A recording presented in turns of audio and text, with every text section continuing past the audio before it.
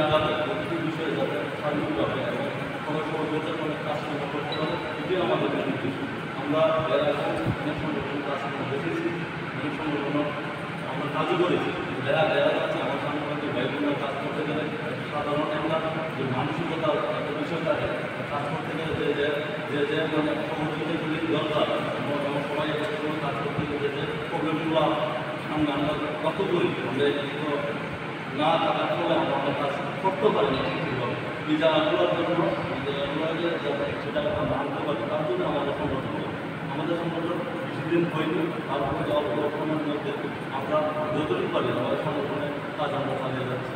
এবং আমাদের সংগঠনের সংগঠন যে কোনো সংগঠনের ব্যয়গুলো আজকের এই আমাদের অনুভূতি জেলার মধ্যে যারাই আছে সবাই যে কোনো কাজে সবাই একটুভাবে কাজ করবে এবং সার্বিক সব কিছু বিষয় নিয়ে সবার মধ্যে আলোচনা করবে। আজকের এই যুগের মাধ্যমে একটা সবাই একটা পরিবারের মধ্যে আমরা আবদ্ধ হয়ে যে কোনো কাজ করতে গেলে যে কোনো সমস্যা সবাই সহযোগিতা নিয়ে কাজ করে কাজ করবে।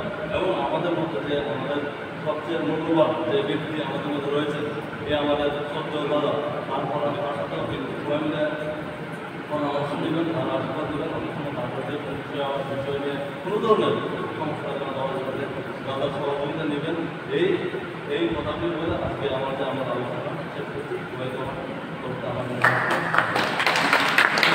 আজকে ধন্যবাদ আমাকে আপনারা এখানে সমর্থন করেছেন। আজকে আমাদের এই যে ত্রিপুরা পত্রিকা সংঘ যারা আপনারা এখানে করেছেন তার জন্য আপনাদের প্রথম অসংখ্য শুভকামনা। এখানে উপস্থিত হয়েছেন আমাদের মধ্যে আপনাদের সামনে আছেন আমাদের বিশ্ববিদ্যালয়, আছেন এখানে আমাদের সম্পাদক, আছেন আমাদের ভাইস প্রেসিডেন্টের চক্রবর্তী সাহেব মহোদয়। তো আপনারা অনেক দূর থেকে কৈলাসহরে এসেছেন।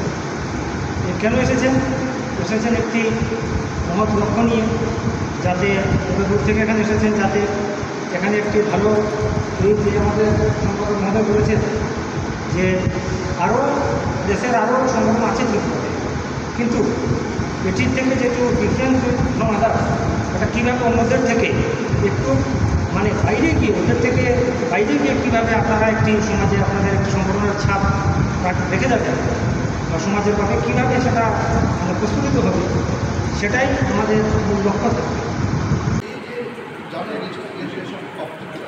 সাংবাদিকদের সংগঠন এটা শুধুমাত্র একটি সংগঠন নয়, এটি সাংবাদিকদের একটি শক্তি এবং এই শক্তির মাধ্যমে ত্রিপুরা ঊনকোটি জেলা কৈলাসহরে যে সমস্ত সাংবাদিক ভাই বোনরা আছে তারা তাদের অধিকার আদায়ের জন্য সর্বদা ঐক্যবদ্ধ হয়ে লড়াই করতে পারবে। যেমন আমরা এখানে এসে অনেক কিছু জানতে পেরেছি যে কৈলাসহরের সাংবাদিকরা বিগত অনেক বছর ধরে তাদের যে মূল্যবান যে দাবি রয়েছে সেই দাবি থেকে তারা বঞ্চিত রয়েছে। সেই দাবি পূরণের অঙ্গীকারবদ্ধ জার্নালিস্ট অ্যাসোসিয়েশন অফ ত্রিপুরা। এবং আপনাদেরকে আমি আবারও ধন্যবাদ জ্ঞাপন করছি যে আজকে আমাদের জার্নালিস্ট অ্যাসোসিয়েশন অফ ত্রিপুরা সংগঠনের ডাকে সাথে আপনারা সবাই এখানে এসেছে। এবং আমরা জার্নালিস্ট অ্যাসোসিয়েশন অফ ত্রিপুরা রাজ্য কমিটির পক্ষ থেকে আজকে আমরা ঊনকোটি জেলার কৈলাসহরে টাউনে উপস্থিত হয়েছি। মেইন উদ্দেশ্য হয়েছে আমাদের এই ডিস্ট্রিক্টের কমিটি তৈরি করা এবং সাংগঠনিক বিষয় নিয়ে আলোচনা করা।